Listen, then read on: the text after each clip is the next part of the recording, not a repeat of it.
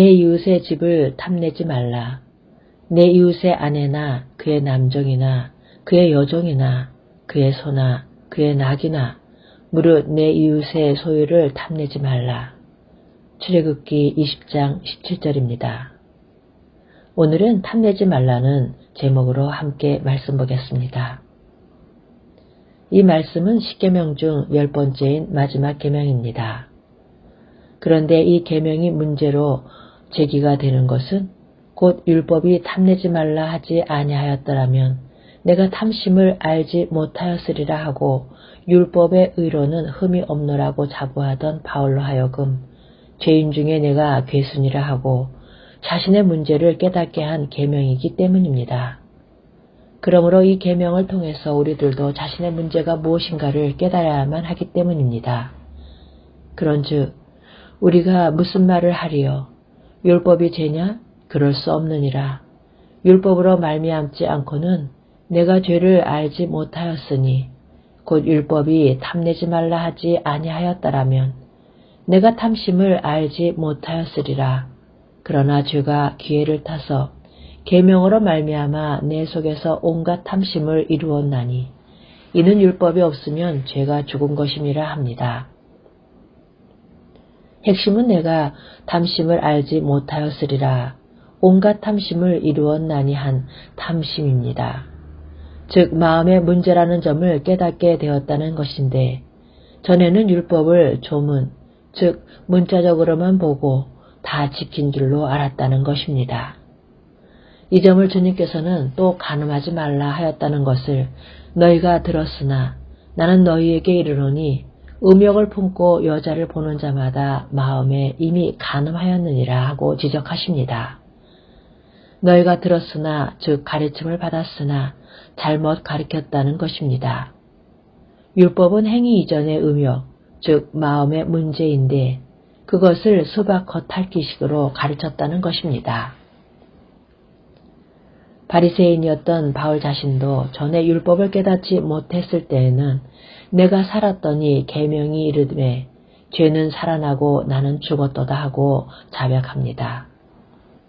중요한 점은 계명이 이름에 한 말씀인데 율법을 문자적으로만 보던 자신에게 계명이 이르는 날이 왔다는 것입니다.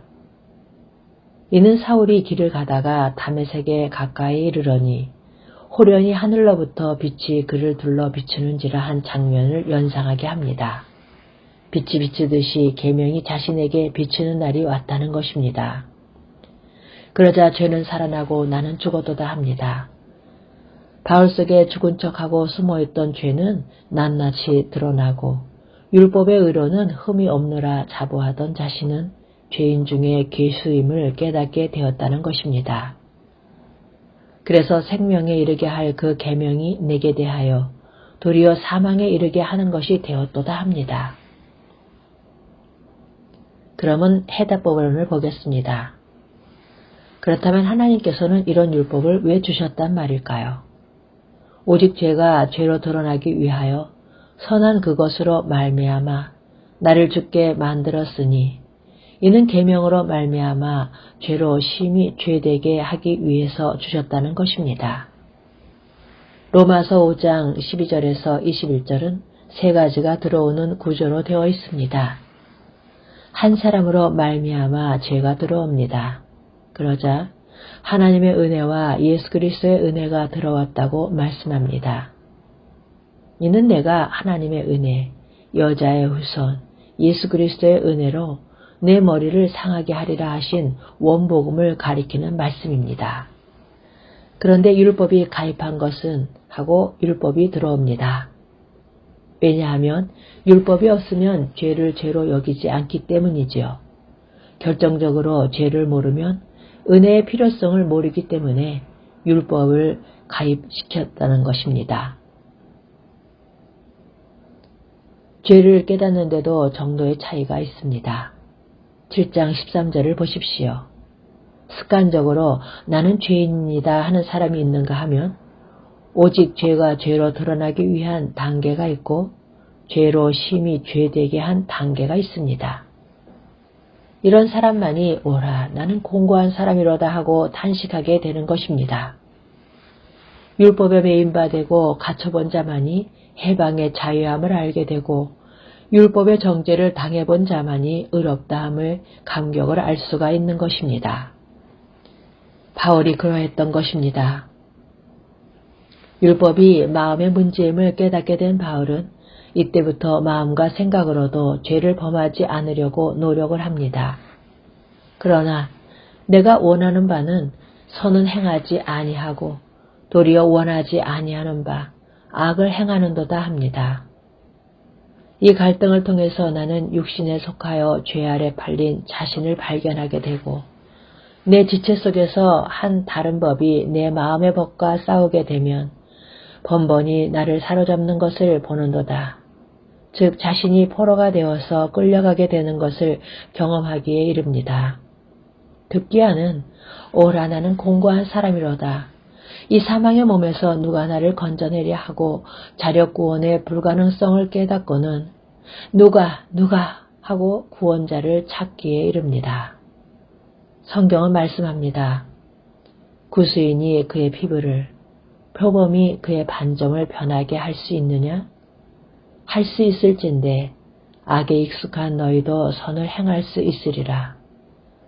그러므로 이는 바울만의 문제가 아니라 원죄하에 있는 모든 사람의 문제인 것입니다. 로마서 7장 24절과 25절의 상반된 대조를 보시기 바랍니다.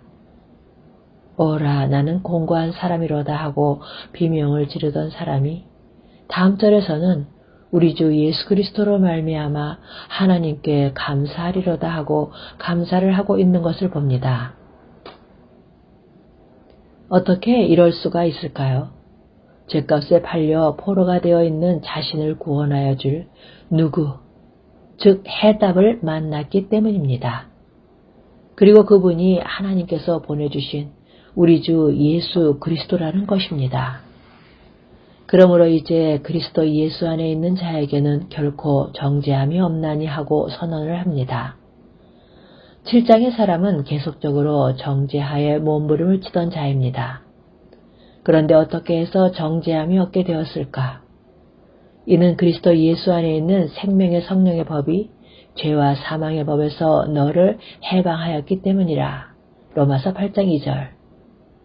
그러면 해방을 받은 너는 누군가? 내 지체 속에 있는 죄의 법으로 나를 사로잡는 것을 보는도다 한 7장의 사람인 바로 나입니다. 바로 여러분인 것입니다. 그러면 해설 부분을 보겠습니다. 하나님께서는 이것을 어떻게 가능하도록 행해 주셨는가? 율법이 육신으로 말미암아 연약하여 할 수 없는 그것을 하나님은 하시나니 곧 죄로 말미암아 자기 아들을 죄 있는 육신의 모양으로 보내어 육신의 죄를 정하사 행해 주셨다는 것입니다. 죄를 정하사 즉 나 자신을 억누르고 있던 정죄의 죄짐을 자기 아들에게 대신 정죄하심으로 해결해 주셨다고 말씀합니다. 갈라디아서 3장 23절에서는 믿음이 오기 전에 우리는 율법 아래에 매인바되고 계시될 믿음의 때까지 갇혔느니라 합니다. 그러면 믿음이 오기 전이란 무슨 뜻일까요? 우리가 믿음으로 의롭다 하심을 받았으니 하는 그리스도의 구속을 믿음으로 말미암아 의롭다함을 얻을 복음 시대가 오기 전을 가리킵니다. 그러므로 믿음이 오기 전이란 율법에 매인바되고 갇혀있는 상태였다고 말씀합니다. 그런 우리들은 그리스도 예수 안에 있는 생명의 성령의 법이 죄와 사망의 법에서 너를 해방하였다 하십니다. 십계명의 마지막 계명인 탐내지 말라 하신 계명을 통하여 깨닫게 된 문제에 대한 해답은 오직 예수 그리스도의 대속에 있는 것입니다. 아멘.